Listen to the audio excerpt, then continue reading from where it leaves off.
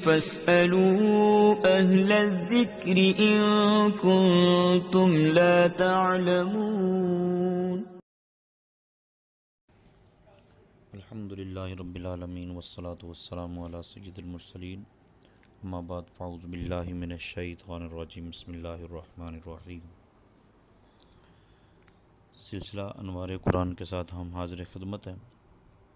حضرت سیدنا ادریس علی نبینا علیہ الصلاۃ والسلام، پارہ نمبر 16 سورہ مریم کی آیت نمبر 56، 57 اور 58۔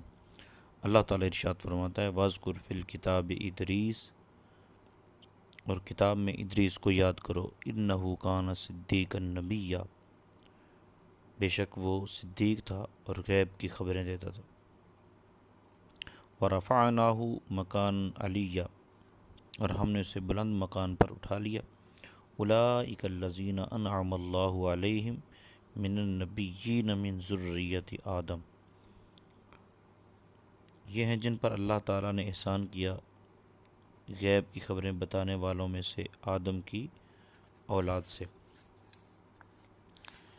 حضرت ادریس علیہ السلام کا اصل نام اخنوخ، الف خا نون واو خا ہے۔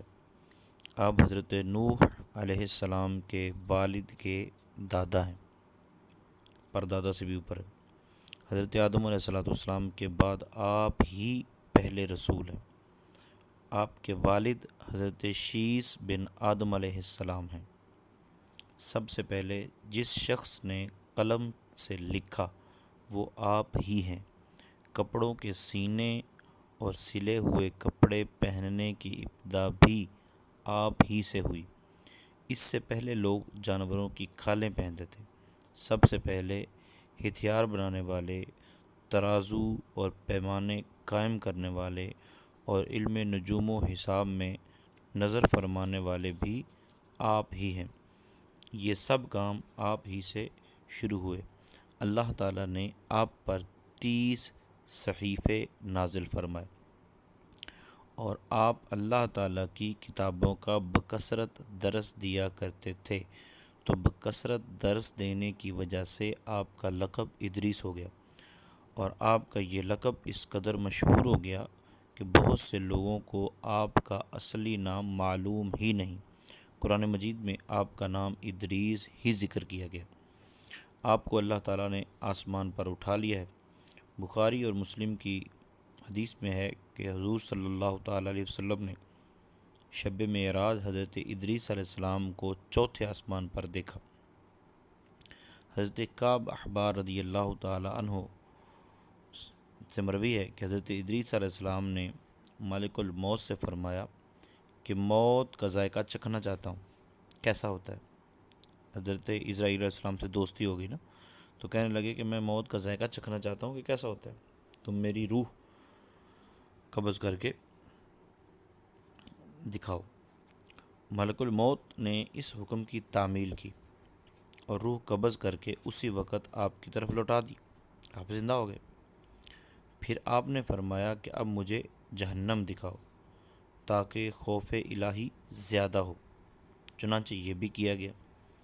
جہنم کو دیکھ کر آپ نے داروغہ جہنم سے فرمایا کہ دروازہ کھولو، میں اس دروازے سے گزرنا چاہتا ہوں۔ چنانچہ ایسا ہی کیا گیا اور آپ اس پر سے گزرے۔ پھر آپ نے ملک الموت سے فرمایا کہ مجھے جنت دکھاؤ، وہ آپ کو جنت میں لے گئے۔ آپ دروازوں کو کھلوا کر جنت میں داخل ہوئے۔ تھوڑی دیر انتظار کے بعد ملک الموت نے کہا، اب آپ اپنے مقام پر تشریف لے چلیے۔ آپ نے فرمایا، اب میں یہاں سے کہیں نہیں جاؤں گا۔ اللہ تعالیٰ نے فرمایا ہے کہ کل نفس ذائقۃ الموت، ہر ذی روح نے موت کا ذائقہ چکھنا ہے، سو میں چکھ چکا ہوں۔ اور اللہ تعالیٰ نے فرمایا ہے وَإِن مِّنكُمْ إِلَّا وَارِدُهَا، کہ ہر شخص کو جہنم پر سے گزرنا ہے، سو وہ میں گزر چکا ہوں۔ اب میں جنت میں پہنچ گیا ہوں، اور جنت میں پہنچنے والوں کے لیے خداوند قدوس نے یہ فرمایا ہے کہ وَمَا هُم مِّنْهَا بِمُخْرَجِينَ، کہ جنت میں داخل ہونے والے جنت سے نکالے نہیں جائیں گے، اب مجھے جنت سے چلنے کے لیے کیوں کہتے ہو؟ تو اللہ تعالیٰ نے ملک الموت کو وحی بھیجی کہ حضرت ادریس علیہ السلام نے جو کچھ کیا میرے اذن سے ہی کیا، وہ میرے ہی اذن سے جنت میں داخل ہوئے، لہذا تم انہیں چھوڑ دو، وہ جنت میں ہی رہیں گے۔ چنانچہ حضرت ادریس علیہ السلام آسمانوں کے اوپر جنت میں ہیں اور زندہ ہیں۔ حضرت ادریس علیہ السلام کے بارے میں یہ بھی ملتا ہے کہ آپ نے جب ملک الموت علیہ السلام نے یہ عرض کیا کہ حضور چلیں، تو آپ نے ارشاد فرمایا کہاں جانا ہے؟ تو اس نے کہا جناب جنت سے واپس چلیں، کیونکہ آپ تو اجازت لے کے آئے تھے۔ تو حضرت ادریس علیہ السلام نے فرمایا میں آ چکا ہوں، جو شرائط تھی وہ پوری ہو چکی ہیں، اب جنت سے واپس نہیں جا سکتا۔ تو انہوں نے کہا جب تک رسول پاک صلی اللہ تعالیٰ علیہ وسلم یہاں تشریف نہیں لائیں گے تو کوئی جنت میں داخل نہیں ہو سکتا۔ تو آپ نے فرشتوں کے بارے میں پوچھا یہ کیا کر رہے ہیں آپ؟ کہ یہ خدام کی جگہ پہ ہے۔ تو آپ نے فرمایا میں بھی خادم بن کے رہ لوں گا، ان کا استقبال کروں گا۔ تو حضرت ادریس علیہ السلام آسمانوں پر موجود ہیں۔ یہ جو بات پہلے میں نے عرض کی یہ اس تفسیر خزائن العرفان کے اندر موجود ہے، اور بعض تفاسیر کے اندر یہ بات موجود ہے کہ حضرت ادریس علیہ السلام کے پاس آسمان کا فرشتہ آیا اور آپ نے اس کو فرمایا کہ مجھے اللہ تعالیٰ نے یہ وحی فرمائی ہے کہ ادریس تم اتنے اچھے اعمال کرتے ہو، اتنے اچھے اعمال کرتے ہو کہ میں روزانہ جتنے اعمال تیرے آسمان کی طرف چڑھتے ہیں بلند ہوتے ہیں پوری روئے زمین سے بھی وہ زیادہ ہیں۔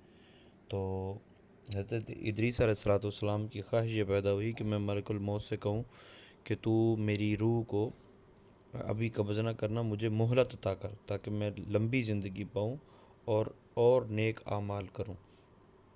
تو اس فرشتے نے کہا ٹھیک ہے۔ حضرت ادریس علیہ السلام کو وہ ساتھ لے کر فرشتہ چوتھے آسمان پہ پہنچا تو وہاں ملک الموت علیہ السلام سے ملاقات ہوئی۔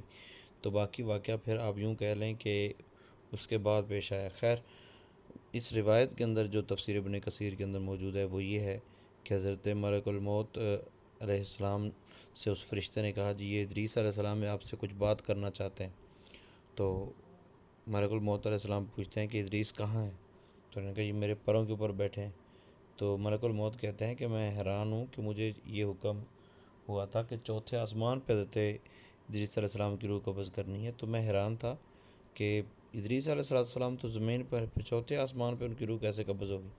تو خیر اس کے بعد پھر وہ روح قبض کرنے کا واقعہ پیش آیا اور حضرت ادریس علیہ السلام وہیں موجود ہیں۔ ہاں بعض کے نزدیک وہ فوت ہوئے ہیں، تو بہرحال فوت بھی ہوئے ہیں تو وصال بھی ان کا اتنا ہی ہوا ہے کہ اچانک جو حضرت ادریس علیہ السلام نے عرض فرمایا تھا ملک الموت کو تو اس نے وہ روح قبض کی اور فوراً پھر لوٹا دی گئی۔